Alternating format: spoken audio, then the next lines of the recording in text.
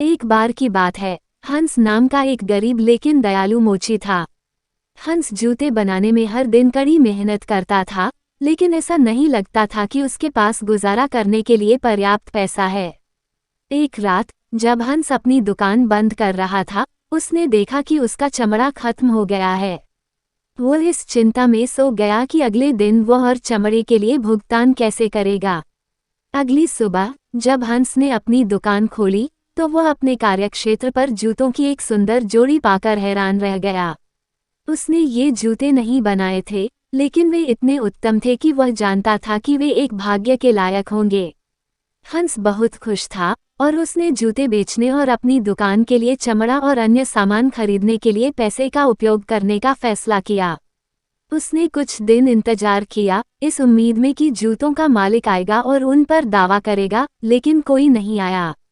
हंस ने जूते बेच दिए और पैसे का इस्तेमाल और चमड़ा और आपूर्ति खरीदने के लिए किया। अगली सुबह, उसे अपने कार्यक्षेत्र पर एक और जोड़ी जूते मिले। एक बार फिर, वे उत्कृष्ट रूप से बनाए गए थे और वह जानता था कि उन्हें अच्छी कीमत मिलेगी। ये सिलसिला कई रातों तक चलता रहा। हर सुबह, हंस को अपने कार्यक्षेत्र में जूतों की एक नई जोड़ी मिल जाती थी, और हर बार वो उन्हें बेच देता था और अधिक आपूर्ति खरीदने के लिए पैसे का उपयोग करता था। एक रात, हंस ने देर तक रहने और ये देखने का फैसला किया कि जूते कौन बना रहा है। उसे आश्चर्य हुआ जब उसने देखा कि दो छोटे बौने उसकी दुकान में आ रहे हैं। वे जूते बनाने के लिए अपने छोटे हाथों का इस्तेमाल कर रहे थे, और उन्होंने जल्दी और कुशलता से काम किया। हंस चकित और आभारी था, और वह जानता था कि उसे बौनों की दया के लिए उन्हें चुकाना होगा। उसने उनके लिए छोटे छोटे कपड़े और जूते बनाए और उन्हें खोजने के लिए कल्पित बौने के लिए छोड़ दिया। अगली रात, जब कल्पित बौने जूते बनाने आए, तो उन्होंने कपड़े और जूते देखे जो हंस ने उनके लिए बनाए थे, और वे बहुत खुश हुए।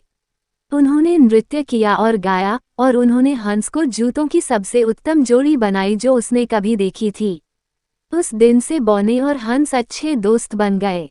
कल्पित बौने हंस के लिए जूते बनाना जारी रखते थे, और बदले में हंस ने उनकी देखभाल की और यह सुनिश्चित किया कि उनके पास वह सब कुछ है जिसकी उन्हें जरूरत है।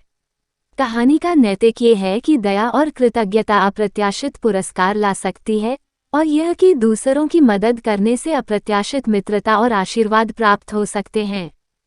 दोस्तों, हमारा स्टोरी आपको कैसा लगा? अगर अच्छा लगा है तो लाइक करिए, चैनल को सब्सक्राइब करिए और फ्रेंड फैमिली सबके साथ शेयर करिए। धन्यवाद।